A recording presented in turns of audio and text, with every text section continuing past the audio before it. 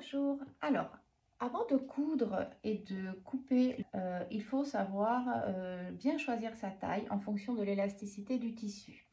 Sur le patron, je vous recommande un tissu d'un taux élastique de 30%. Comment le calculer? Puisqu'on n'a pas toujours une indication, je vous montre en fait. Pour le calculer, vous prenez votre tissu, vous faites un repère de 10 cm, comme ceci. Et vous allez l'étirer en mettant votre règle.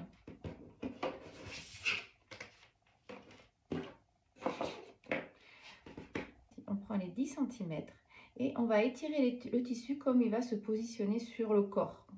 Voilà, il va être un peu étiré, pas complètement, mais comme ceci. Donc là, par exemple, on arrive à 12 cm. On peut estimer que ce tissu a un taux élastique de 20%. Il se serait étiré 2-3 cm, on dirait 30%. Donc, pour un taux d'élasticité de 30%, comme j'ai utilisé sur le débardeur noir, celui-ci a un taux élastique de 30%, comme ceci. Et j'ai pris la taille correspondant à mes mensurations. Je vais d'abord mesurer le taux d'élasticité afin de choisir la taille. Donc, j'ai fait mes repères de 10 cm et ce molleton est très peu extensible. Vous voyez, là j'arrive à 11, donc on peut estimer qu'il a un taux d'élasticité de 10%. Ce que je vais faire, je ne vais pas partir sur ma taille habituelle, vu qu'il n'a que 10% de taux élastique, je vais prendre 2 tailles au-dessus. Donc je résume, si on a un taux d'élasticité de 30%, on peut partir sur sa taille habituelle. Si le taux d'élasticité est inférieur de 10%, s'il est à 20%, je vous conseille de couper une taille au-dessus. S'il a un taux d'élasticité de 10%, 2 tailles au-dessus. En fait, par tranche de 10, on augmente d'une taille. Et à l'inverse, si vous avez un tissu d'un taux élastique plus important, admettons comme une côte comme celle-ci, on va pas trop bien. On peut faire ça pour mieux voir. Voilà. Donc, cette côte, elle est quand même très souple. Par exemple, celui-ci, avec un taux à 40%, on va dire, dans ce cas-là, je prendrai le patron une taille en dessous de mes mensurations. Et ainsi de suite. Si on a une maille qui est extrêmement extensible, comme du lycra super extensible, admettons qu'on ait 50% de taux d'élasticité, on peut partir sur 2 tailles au-dessous.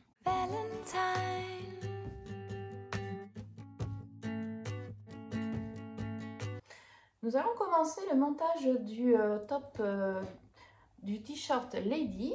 Donc pour cela, j'ai tout simplement dans le patron coupé un devant et un dos. Donc la première étape va constituer à assembler les coutures d'épaule entre elles et les coutures côté. Je vais commencer par épingler les côtés endroit contre endroit.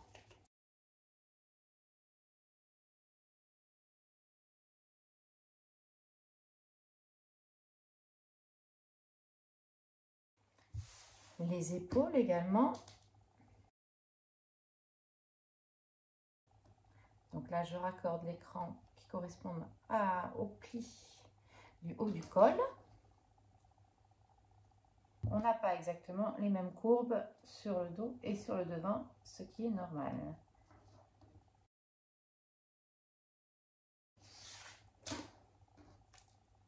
Je fais les deux côtés simultanément, de manière à aller tout coudre en une seule fois à la machine. Hop.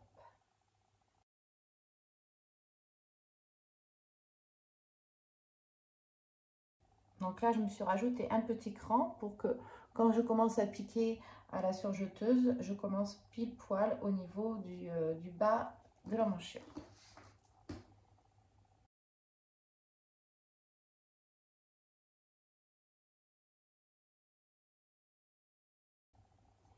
Donc à la surjeteuse, je vais venir vraiment insérer le tissu jusqu'ici de manière à surjeter tout le long.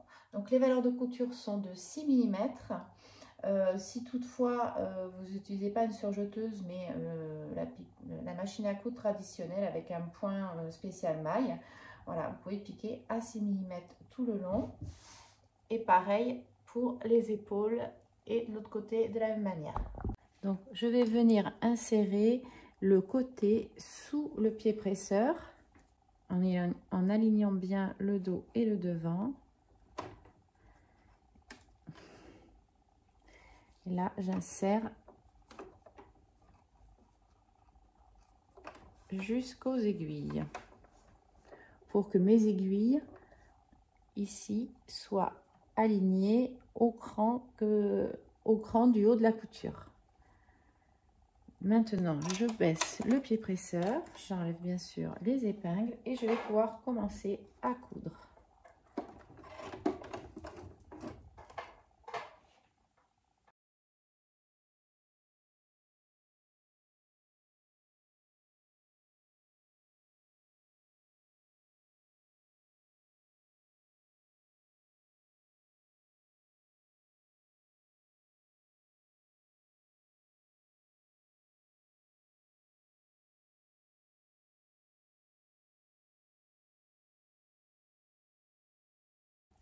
Donc voici la couture qui est parfaitement commencée au niveau du cran. Ensuite, je vais aller piquer à la machine à coudre ici un point d'arrêt afin de bien fixer le début de la couture. Je fais la même chose pour l'autre côté.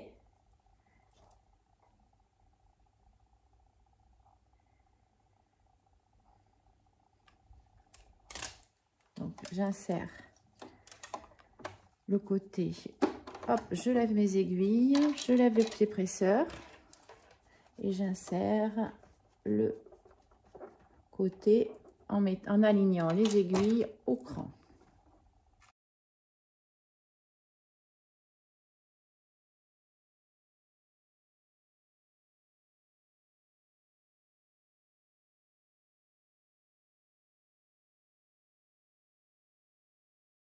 Je continue en assemblant les coutures d'épaule.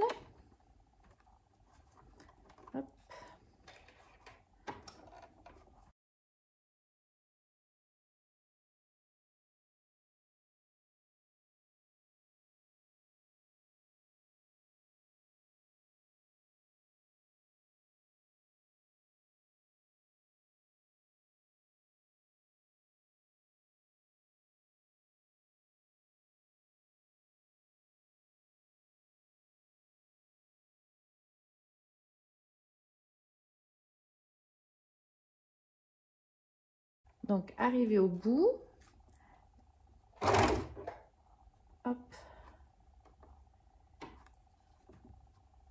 j'oriente la valeur de couture du bas de la manche pour qu'elle passe droit, de manière à préserver cet angle qui sera ensuite l'angle pour faire l'ourlet du bas des emmanchures. Donc, la même chose de l'autre côté.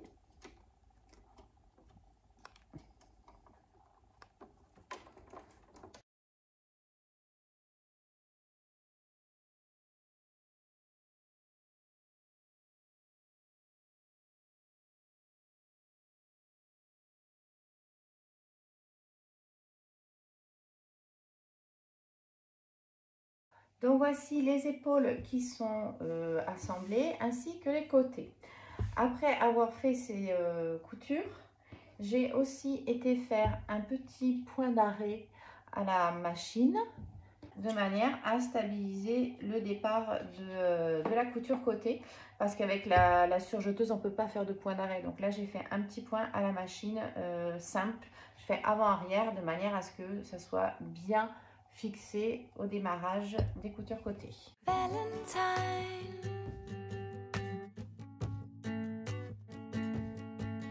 Donc pour la version avec le col montant, je vais maintenir en place le col plié en repliant la partie qui est au-delà du cran. je la replie sur le devant. Pour reconnaître le devant du dos, le devant c'est la partie qui est plus courbe et le dos la partie qui est droite. Donc là, je replie au niveau du cran comme ceci. Hop. Donc je replie sur le devant. Je suis toujours sur l'envers du vêtement. Je fais la même chose de l'autre côté. Et là, je vais venir piquer à la machine normale. Je vais venir piquer tout le long pour maintenir. Donc voilà le col qui est maintenu. Donc j'ai fait une piqûre dans la valeur de couture. Hein. C'est pas la peine d'être à ras, c'est juste pour maintenir. Donc ça peut être sur la valeur de couture à la moitié ou à 1 ou 2 mm de la couture de surjet. Et voilà, notre col va se former de lui-même. Maintenant je retourne comme ceci. Et vous voyez, le col se replie vers l'intérieur. Donc déjà, le t-shirt commence déjà à prendre sa forme définitive. Donc si vous voulez, une fois que c'est monté, on peut ne plus trop bien distinguer le devant du dos. Donc vous pouvez vous mettre une marque avec un fil ou une broderie, une étiquette sur le dos pour que ce soit plus facile quand vous l'enfilez. Pour la version en colure bateau, je préfère m'en faire à repasser 1,5 cm que je rabats sur l'envers du vêtement. Donc là, je mets les épingles sur l'extérieur puisqu'après, je vais passer à la machine avec l'aiguille double. Voilà. Je vais passer à la machine par-dessus. Donc là, j'ai préformé au fer et maintenant, je mets juste quelques épingles.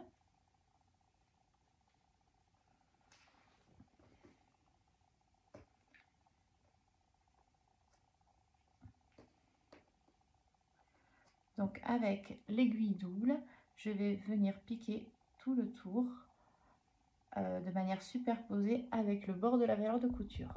Donc voici l'encolure qui est piquée tout le tour avec la double surpiqûre bien parallèle. Donc on a vraiment la surpiqûre parallèle sur le dessus et le zigzag sur l'envers.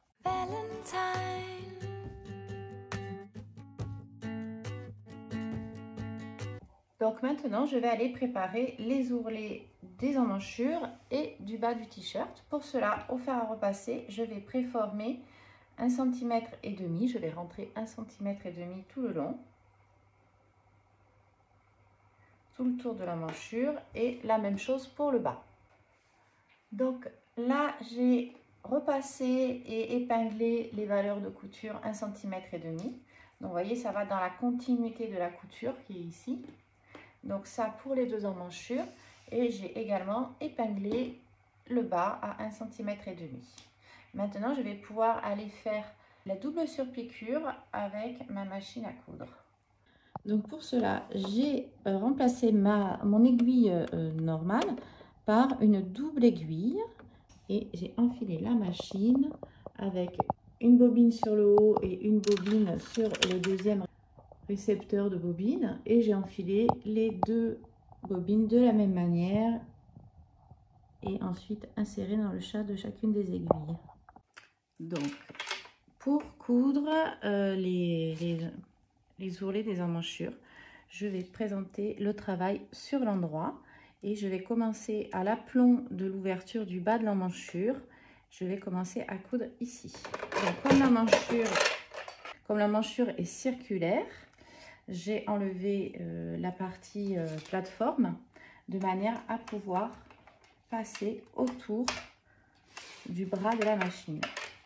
Là, je positionne comme ceci. Je commence à l'aplomb de la base de mon emmanchure et j'aligne l'aiguille de gauche au bord de mon tissu, donc à 1,5 cm. Et je vais commencer à coudre avec un point, j'ai réglé ma machine sur le point droit normal. Je fais un point arrière pour bien stabiliser le démarrage de la couture et je couds tout le long en gardant bien la même distance par rapport au bord.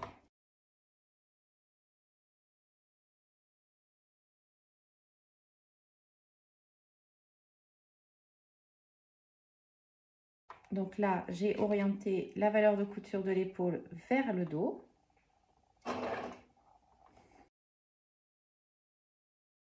Si ça bloque un peu ici, on n'hésite pas, on plante l'aiguille, on aide la valeur de couture à passer, on aide les épaisseurs de couture à passer sous le pied presseur, de manière à ce que ça n'étire pas le tissu.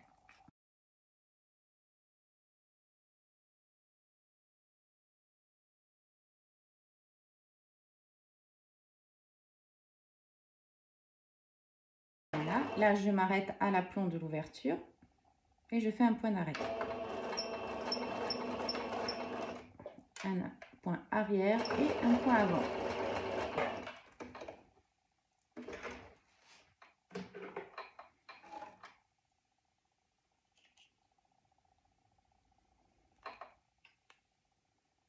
Donc, comme vous pouvez le constater, on a la double surpiqûre qui est régulière tout le tour.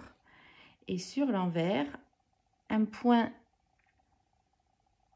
zigzag s'est formé sur le bord du tissu. Je fais la même chose pour l'autre côté.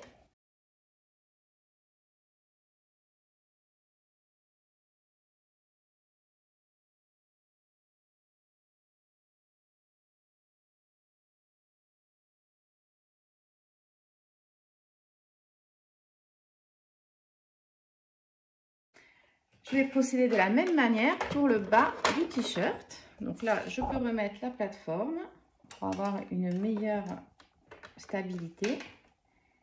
Et je vais faire le tour pareil.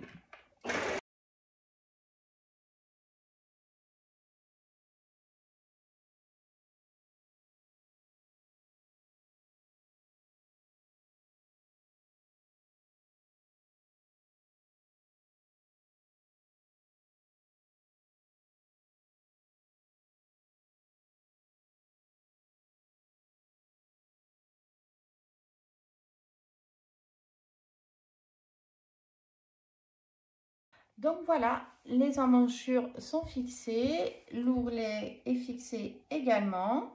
Voilà comment on obtient un joli t-shirt très stylé en seulement 3 étapes.